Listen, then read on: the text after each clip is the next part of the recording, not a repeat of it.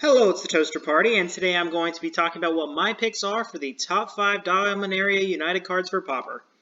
So Dominaria United is a very powerful set with a lot of good cards for a lot of different formats. The same can also be said for Pauper, where there's a lot of cards that really push some decks into more playability. But without further ado, let's get into the list. Starting off with some honorable mentions of Yavimaya Steel Crusher and Argivian Phalanx.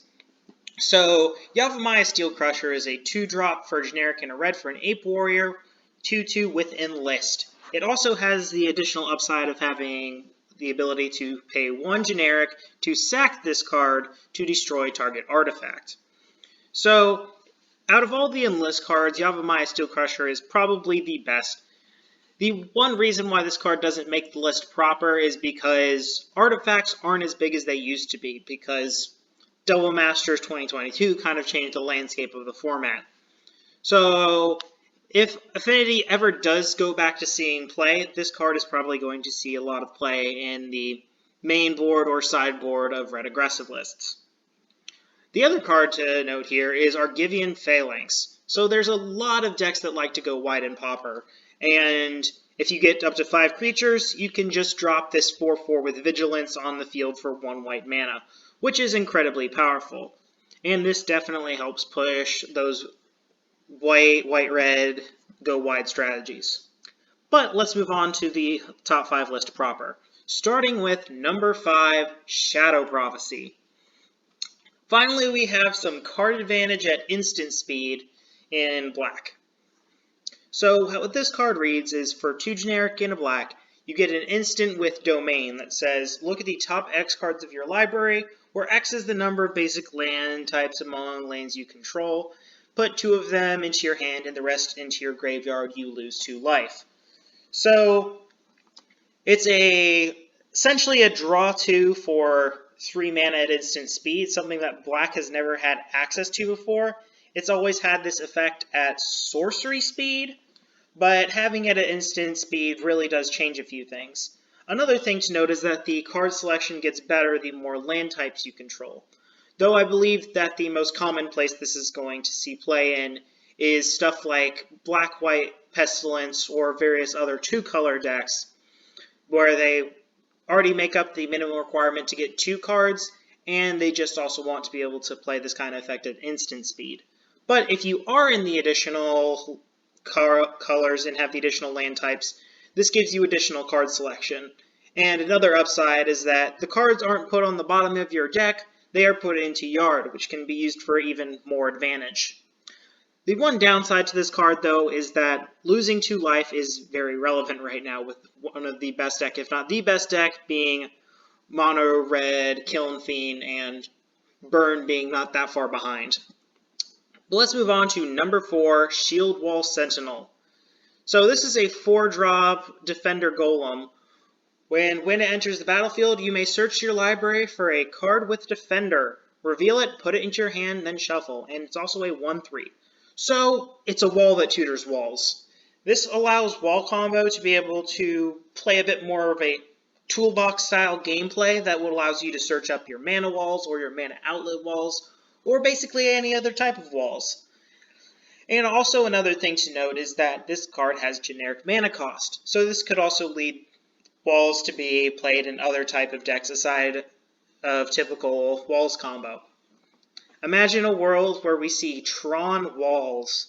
This card makes that possible. Not sure if it's good, but it could exist. Now let's move on to number 3, Erborg Repossession. While a lot of different graveyard recursion spells see play in Pauper for the same mana rate, with 1 black getting you 1 creature and 3 mana getting you 2 creatures, Erborg Repossession has 2 additional upsides that I believe pushes it to be better than a lot of the other options available right now. Big one right now, gain 2 life when you cast it, which is very relevant in this format currently, because as I mentioned before, burn type strategies and prowess type strategies are really good right now, so the 2 life is really neat.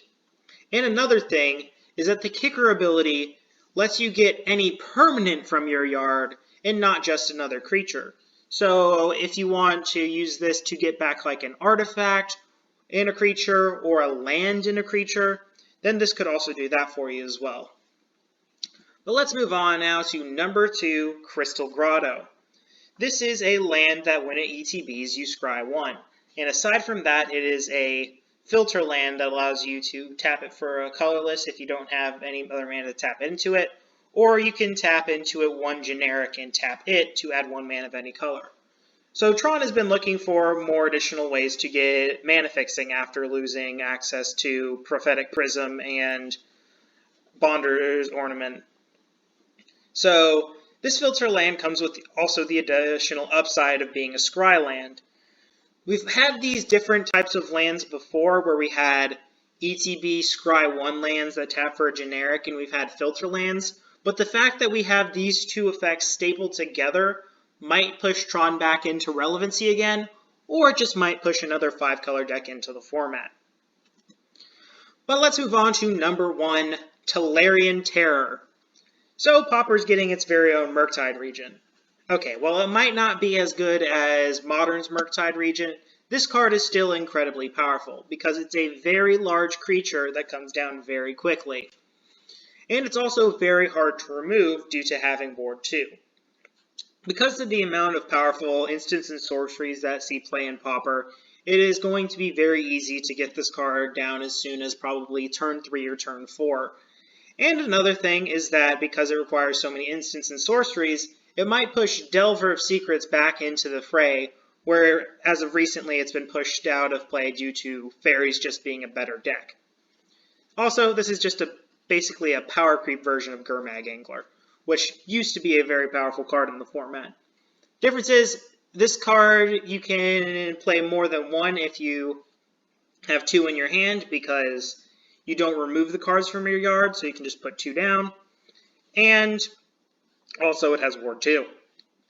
Very powerful card, definitely going to see play in this format. Well, thank you all for watching. I hope you enjoyed. Leave a like, comment, and subscribe, and I hope you all have an excellent day.